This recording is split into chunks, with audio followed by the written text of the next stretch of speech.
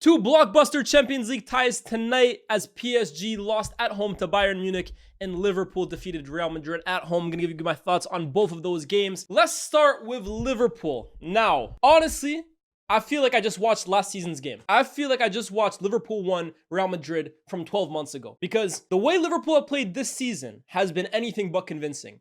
Losing 5 games out of 6 at one point, struggling to really bring in the new players and integrate them properly, struggling to really find a balance and cohesion between the guys in the system from last season and the way they want to play this year. It has been disjointed. Whereas Real Madrid, to today's point, had won every single game in all competitions bar one. They seem to be turning a leaf, at least results-wise, under Xabi Alonso, and of course, coming off a massive result against their arch rivals, Barcelona, in the Clásico a few weeks ago. However, tonight, I think that's a huge 1 step forward from the Barca game, 2 steps backward with tonight's performance. It's not just the fact that they lost to Liverpool tonight.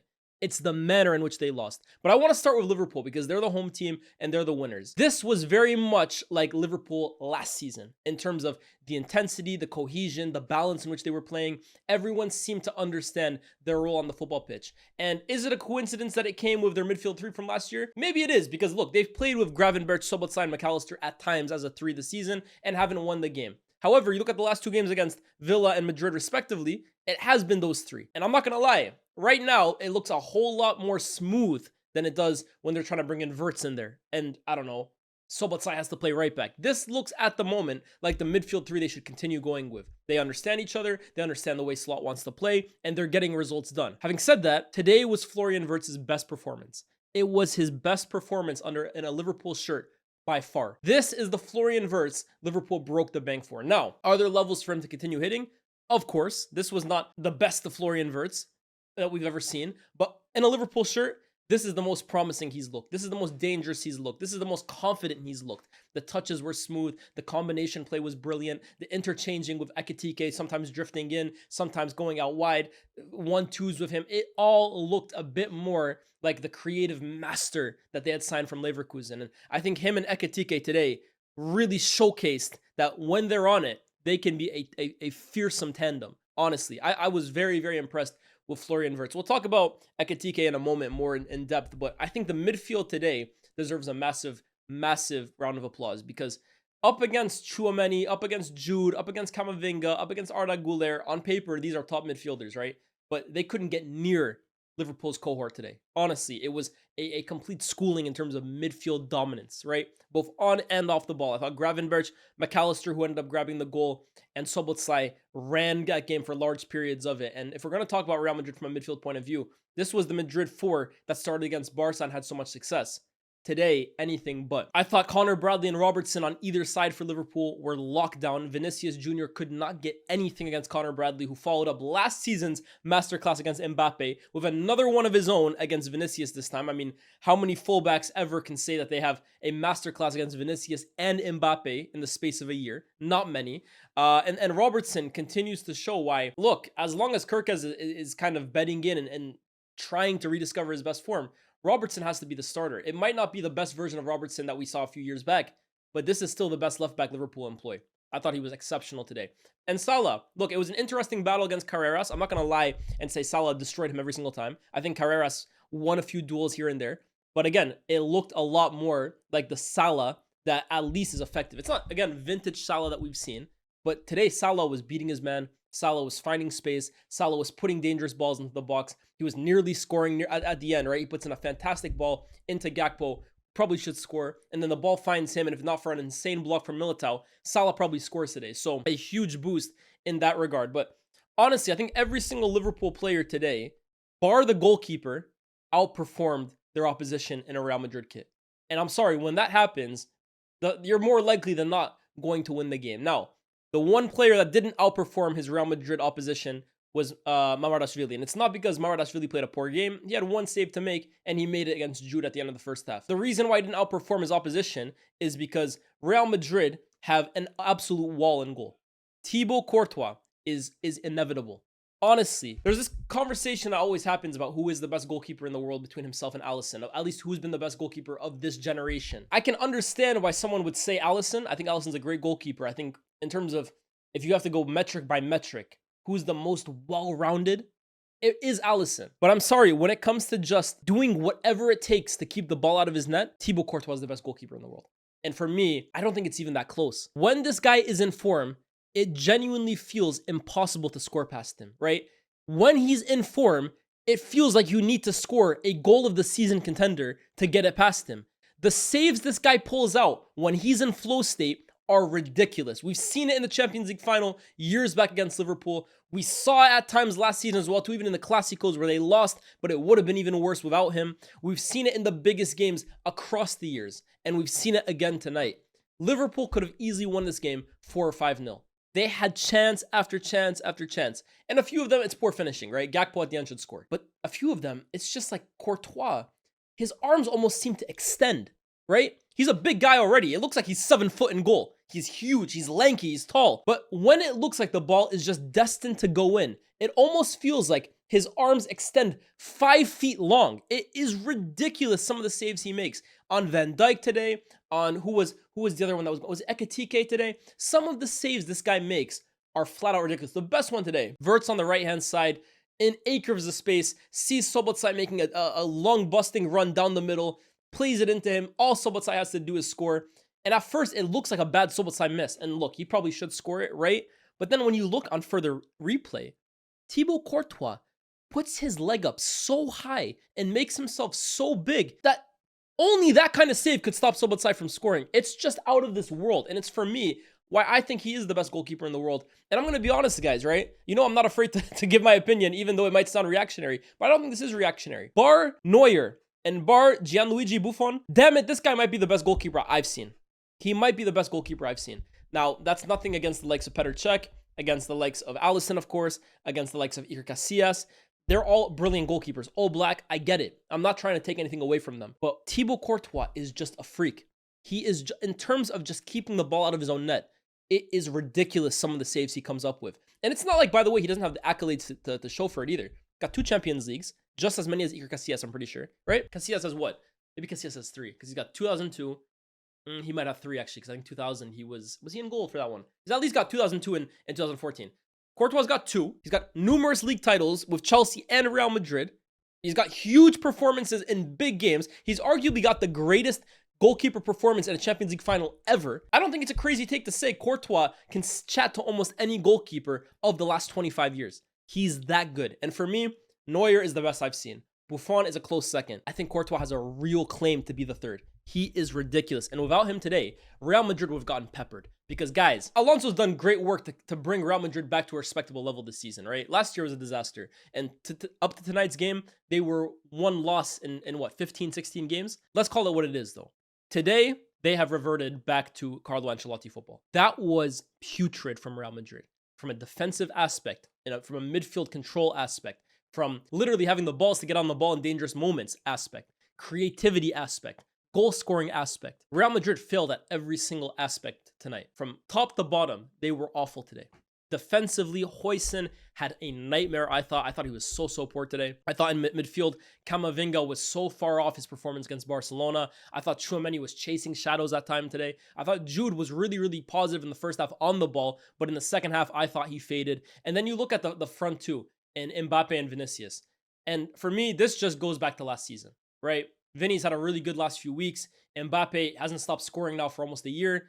But this felt like the Kylian Mbappe and Vinicius Jr. of last season. Horrible. Vinicius Jr., right? I guess with Vinicius Jr., it's really Dr. Jekyll, Mr. Hyde. You really don't know what you're going to get, which for an elite level player is frustrating because you want the best players in the world to be on it week in, week out. And with Vinicius at this moment in time, I just feel like he's as capable of dropping a 10 out of 10 performance one day as he is dropping a 3 out of 10 performance the next day.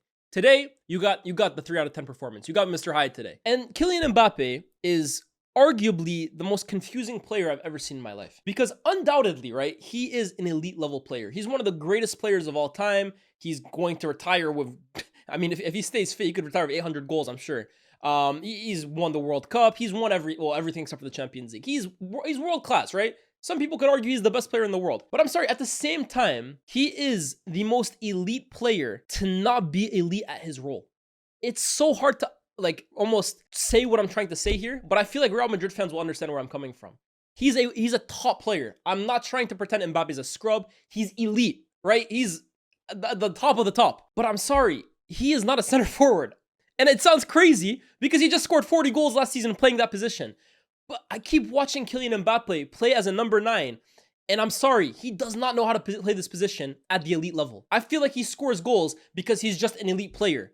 But as an elite number 9, I'm sorry, I don't really see it. Konate and Van Dijk played the easiest 90 minutes of their entire season this year. They have struggled time and time again with the amount of chances Liverpool have conceded, with the amount of central runs from deep that Liverpool concede. They've really made some average center forwards this year look unbelievable because of the way Liverpool have played. Today, Kylian Mbappe gave Konate and Van Dijk their easiest 90 minutes. And I think the reason for that, A, is because Real Madrid just didn't create anything today. But I also think it's because Kylian Mbappe provides no real threat as a center forward. Unless you give him a mile of space in behind to run into, like Barcelona do every single time, I'm sorry, he's not going to hold up the ball against Van Dijk or Konate. He's not going to run channels. He's not going to link up play. He doesn't do any of that stuff.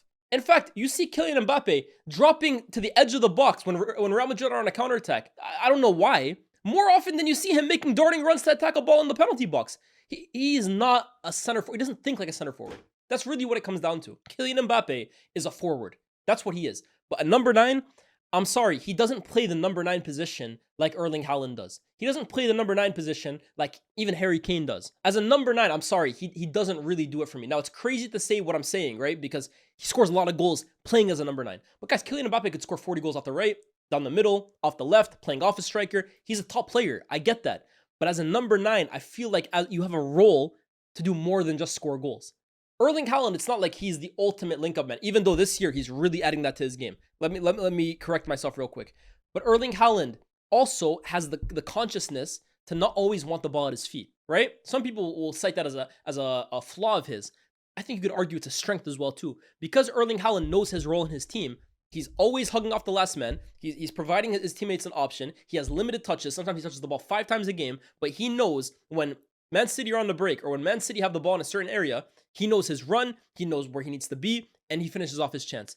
Kylian Mbappe, when Real Madrid are attacking, honestly, pay attention to him in particular. He will be anywhere but the penalty box, or anywhere but the penalty spot, or anywhere but the near post. The guy's obsessed with always dropping deep and always coming close to receive the ball. And then he'll get the ball, do a few skills, and end up just passing backwards. Kylian Mbappe is a brilliant player. I'm not trying to even doubt his brilliance. He's unreal, one of the best I've seen. But I think he can take his game a whole nother level if he just simplifies it at times, honestly. And I think he'll take Real Madrid a whole nother level because right now he's scoring goals.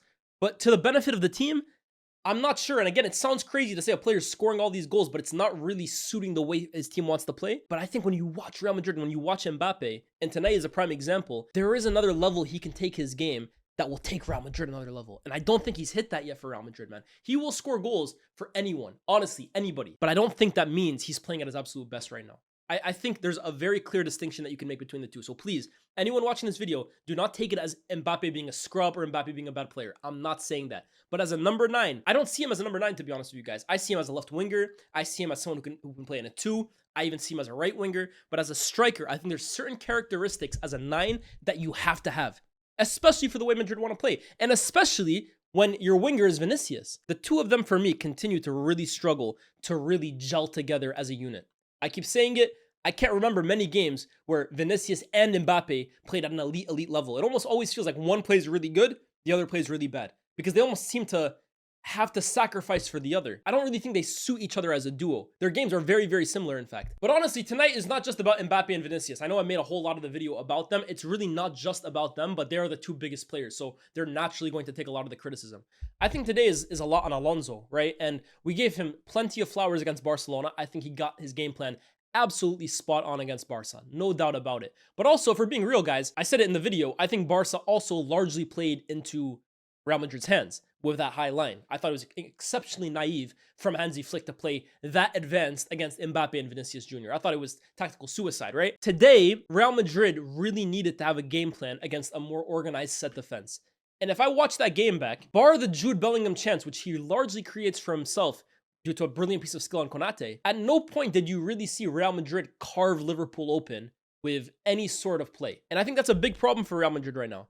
There's no like consistent pattern of play that they have to rip defenses apart. They have brilliant attackers, Mbappe, Vinicius, Jude, they're terrific. But you never really see a style of breaking teams down game to game to game from Real Madrid. And I think in games like today, you really see it. Against other opposition like Valencia at the weekend, right, Mbappe, Goulet, Jude, Vini, they'll win you that game. But against a top team like Liverpool, I'm sorry, they don't create enough. Nowhere near it. So again, it's another really bad day at the office for Alonso. He's had a few now, right? He obviously had PSG in the Club World Cup. Early days, we forgive him. Atletico away. Wanda has always been tough for Real Madrid the last few years. I guess we can forgive him. But tonight, against a struggling Liverpool, who have shown numerous times where their weaknesses lie, where their flaws lie, I don't think Alonso did anywhere near enough to actually exploit it. So a massive, massive result for Liverpool, for Arne Slot, and for his team. But for Real Madrid, it does feel like it was one step forward in the Clásico. It's another 2 steps backwards tonight. That is a bad loss, and it's a really bad performance, both from the coach and from a lot of the players as well, too. I'm not impressed. Who I am impressed by is Bayern Munich, who have defeated PSG 2-1. Now, I'm going to give you guys a disclaimer right now. I'm going to mostly talk about the first half, because the second half, I don't think is a true reflection of how the game was played in the first and how the game would have continued to play if Luis Diaz stayed on and Bayern had 11 men, right? Bayern in the second half had 10 men. They were largely up against it against PSG. PSG not peppered them, right? But they really put them in a cage in their own half. Without Manuel Neuer, they might have won that game. Neuer today was exceptional. It actually got me thinking. I feel like we've downplayed Neuer the last few years way too much, right? I feel like the last 5 or 6 years, we've completely almost erased him from our memories when we talk about best goalkeepers in the world. And I often hear sometimes, oh, Neuer's washed these days. Is he washed, or was his standard so high that even dropping a little below it had us thinking this guy just wasn't a great goalkeeper anymore? Neuer is still arguably a top 5 goalkeeper in the world, and he's ancient now. The performance he puts in today is spectacular, and it actually got me thinking, bro, I don't really remember that many Neuer disaster classes. Like, yeah, there's games where he gets caught out on the ball. Of course, there's been games where I thought he's conceded chances that at his prime, he absolutely never would. And of course, he's no longer Neuer of 2014 anymore. Of course, we get that. But I'm sorry, Neuer is still elite. Neuer is still a top goalkeeper. And today, he really kept Bayern in that second half. But again, I'm not going to focus too much on the second half because I don't think it's a true reflection of how the game would have lasted if both teams had 11 men. That first 45 minutes though, Bayern Munich, congratulations. Your chain is real. Your chain, you guys know that video where the guy has like the diamond tester and he puts the diamond tester up against your chains, your necklaces, your jewelry, and it can tell if the diamonds are fake or real. And if it's fake, it starts beeping, beeping, beeping. Your shit fake! Bayern Munich, your chain is exceptionally real. 16 games, 16 wins. Bayern Munich under Vincent Kompany have won every single game that they have played this season. They are, at the moment, the best team in world football. Shout out Arsenal. Move to the side PSG. Barcelona, you were good dudes. These guys right now are the best team in Europe. And I'm tired now of people saying Bundesliga tax, look at who they're playing against. The minute they play a top team, they'll be exposed. I'm sorry, they destroyed Chelsea earlier this season. And tonight, in those first 45 minutes, while it was an even game in terms of players on the pitch, Bayern Munich destroyed the champions of Europe. Destroyed them tonight. It was only 2-0. Genuinely, guys, it could have been 4 or 5. Luis Diaz, what a half. I mean, one of the craziest halves from a player you will ever see. 2 goals, red card, and massive shout out to Hakimi, honestly. Like, I say shout out. Speedy recovery to the guy, because I don't think Diaz means anything malicious from it. I think he's just way too excited, and it's a little stupid from him. But I don't think he meant to really injure Hakimi. I think he was going for the ball, and he just stupidly went in for it. But Hakimi, in tears, had to come off. I'm worried for him. That looks MCL, ACL kind of territory, and he's probably going to miss the AFCON, which is being hosted in his home country, Morocco.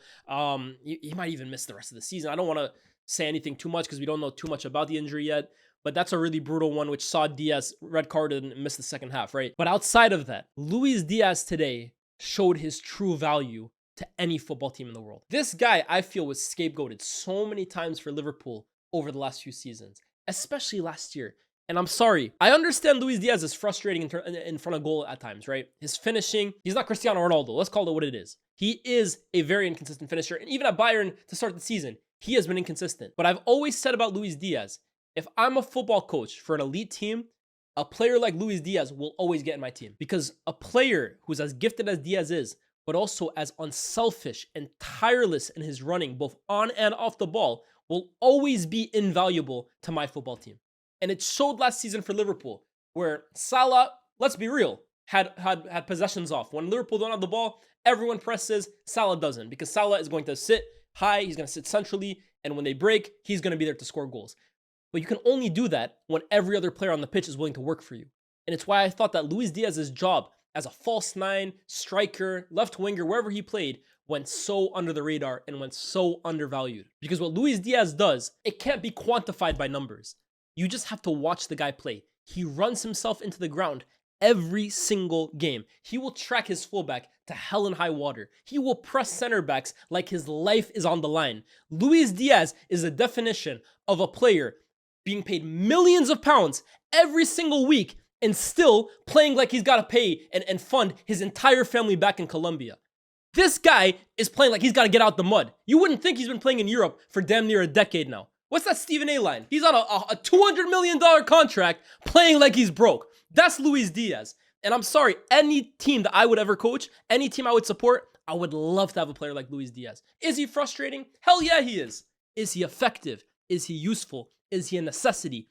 Absolutely. And it was on full display today in Bayern Munich's performance, because today the name of the game for Bayern was off the ball press. I'm going to show you guys right now. This is Bayern Munich's team, right? All right, this is how both sides set up. When, let's say PSG have the ball here, right? This is how Bayern set up defensively. They basically went man for man. They pressed high, they pressed aggressive, and they tracked anywhere PSG ran. Because as we know of PSG, they are the most fluid team in possession in the game, by far, right? At any given moment, you will see Vitinha drift here, you will see Mendes go here, you will see Ruiz go here, you'll see Dembele come here, you'll see Mendes come here, and that's just on the left-hand side. Ditto on the right? They're like a living organism. That's the way I always describe PSG, because at any given moment, any player can be anywhere on the pitch. Every player has to be comfortable enough in all three phases of the game. And they do it to an exceptional level, and it's why they've been the gold standard for football over the last calendar year. But Bayern Munich today took a massive risk, because they literally tracked every single PSG runner anywhere they went on the pitch. So for example, Gnabry goes on the ball. Vitinha drops here.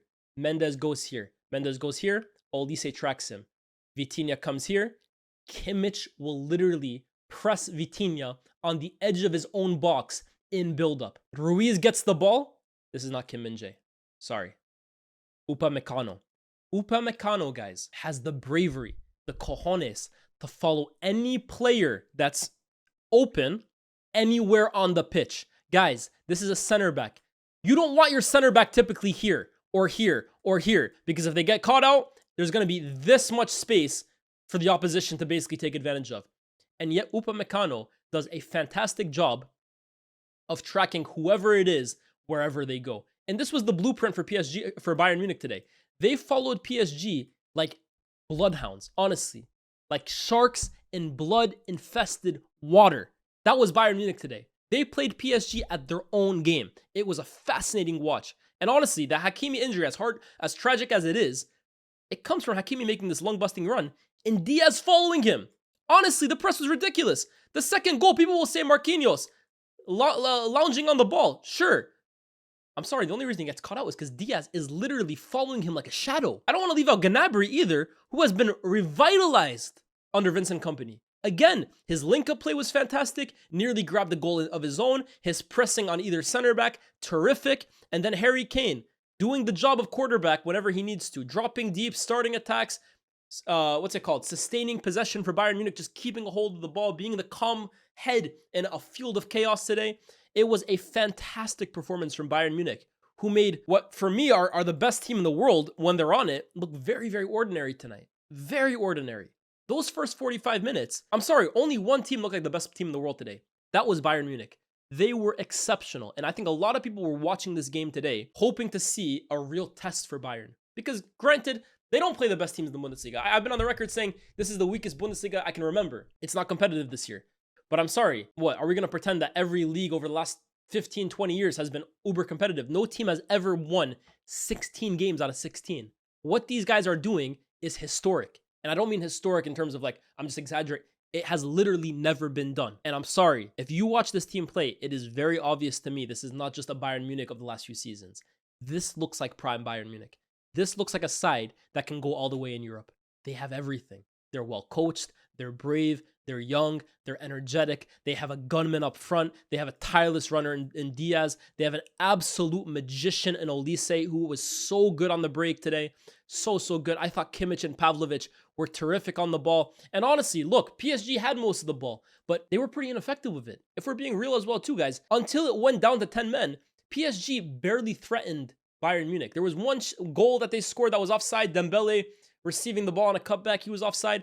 Outside of that, Neuer, had a very quiet 45 minutes in that opening half. I thought today Bayern really announced the game that first and foremost, if you haven't been paying attention to them this season, wake up. But secondly, their chain is real. They are here. It's not a fugazi what they're doing at the moment. It's not because they're playing in Germany that their winning record is as elite as it is. No, they are one of, if not the best team in Europe right now. And the most fascinating aspect of it all is that if they're not first, they're second. And if they're second, it's the Arsenal, who is their next game. Football has a funny way of aligning things, right? Arsenal versus Bayern Munich next week, or in 2 weeks.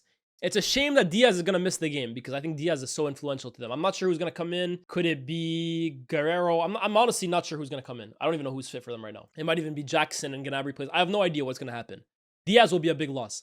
But that will be a fascinating game to watch because the way Kompany has his side set up. I mean, I've apologized a few times, right? But I'm going to do it again because I think he deserves it. Vincent Kompany, I understand it now. I understand why Bayern went for a guy who got relegated with Burnley. I understand it. He is elite. And it shows that, look, for all this talk about would Pep be able to do it at Stoke, or who cares? Some managers are meant to manage the elite players. Vincent Kompany is very clearly that kind of coach. Because, yeah, maybe he couldn't keep Burnley in the Premier League, but he's doing a better job with Bayern than Thomas Tuchel did. He's doing a better job with Bayern than Julian Nagelsmann did. He's got Bayern looking at their best level since 2021 under Hansi Flick. And I'll tell you what, this is a message to Barcelona as well too, who this season, their press has been kamikaze. This was a perfect way of executing an effective press without being completely naked in the back, right? Barca defend this insane press, but they can see chance after chance after chance.